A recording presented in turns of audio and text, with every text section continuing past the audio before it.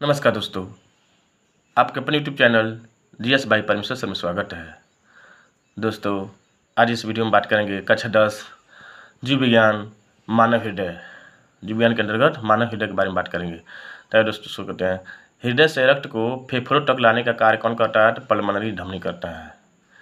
हृदय से रक्त को फेफड़ों तक लाने का कार्य कौन करता है? पल्मोनरी धमनी करता है। और ले जाने का कार्य पल्मोनरी शिरा करता है। हृदय तथा उसकी बीमारी के अध्ययन को क्या कहते हैं? कार्डियोलॉजी। हृदय और उसकी बीमारी को क्या कहते हैं? कार्डियोलॉजी कहते हैं। सामान्य वयस्क मनुष्य के हृदय का वजन कितना होता है? 300 ग्राम। कह रहा है एक सामान्य मनुष्य के हृदय का वजन कितना होता है? 300 ग्राम होता है। हृदय किस झिल्ली से घिरा रहता है? तो पेरिकार्डियम झिल्ली से। हृदय के चारों जो झिल्ली होती है उसको क्या कहते हैं? पेरिकार्डियम झिल्ली कहते हैं। रक्तदाब का नियंत्रण कौन सी ग्रंथि करती है? एड्रिनल ग्रंथि या अधीबृक्क ग्रंथि। रक्तदाब का नियंत्रण कौन सी ग्रंथि करती है? तो एड्रिनल ग्रंथि। हृदय का रुधिर दाब किस यंत्र द्वारा मापा जाता है? स्फिग्मोमैनोमीटर से। हृदय का रुधिर दाब किस यंत्र द्वारा नापा जाता है? स्फिग्मोमैनोमीटर से नापा जाता है। एक समान व्यक्ति का रुधिर दाब कितना होता है? 120/80 mmHg। एक समान व्यक्ति का मतलब एक समान व्यक्ति का रुधिर दाब कितना होता है? 120/80 mmHg से। प्रथम हृदय ध्वनि को क्या कहते हैं? प्रथम हृदय ध्वनि को क्या कहते हैं? लब कहते हैं। प्रथम हृदय ध्वनि को लब कहते हैं और दूसरी हृदय ध्वनि को डब कहते हैं। ठीक है, दूसरी हृदय ध्वनि को डब कहते हैं। हृदय की ध्वनि सुनने या हृदय की धड़कन को किस यंत्र के द्वारा मापा जाता है? स्टेथोस्कोप से,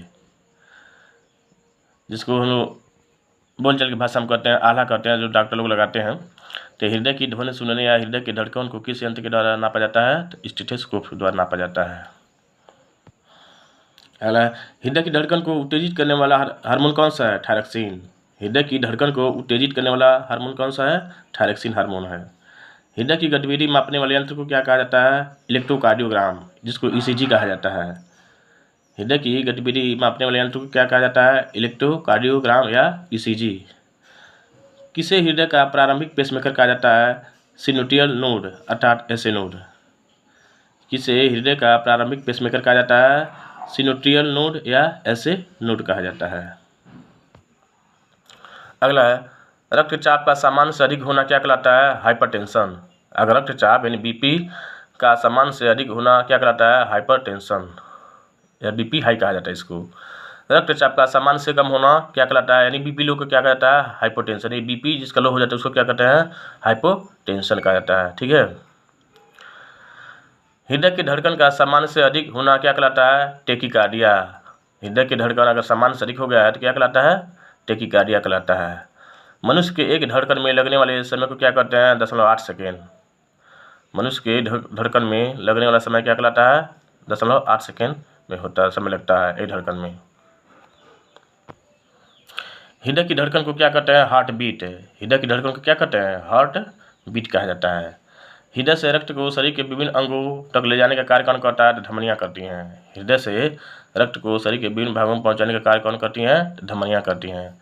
विभिन्न अंगों से रक्त को हृदय में वापस लाने का कार्य कौन करता है? तो शिराएँ करती हैं। कह रहा विभिन्न अंगों से रक्त को हृदय में लाने का कार्य कौन करता है? तो शिराएँ करती हैं।